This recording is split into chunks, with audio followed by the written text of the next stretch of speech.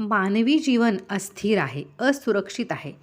कोणताही मोठा गचका न खाता शेवटपर्यंत निभावेल अशी खात्री कोणासच वाटत नाही. पण जो मनाने भगवंताला घट्ट धरतो तो जीवनातून सही सलामत पार पडतो, असा श्री समर्थांचा अनुभव आहे.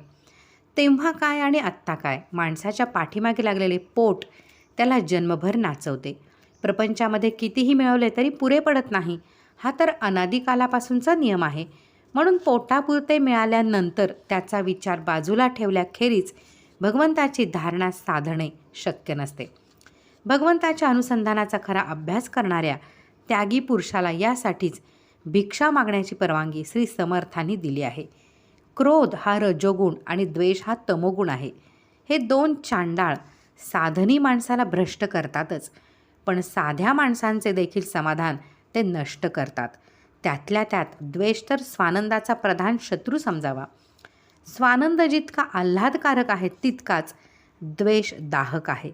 द्वेषाचे समूळ उच्चाटन केल्याखेरीज कोणासही भगवंताचे सानिध्य लाभणे शक्य नाही.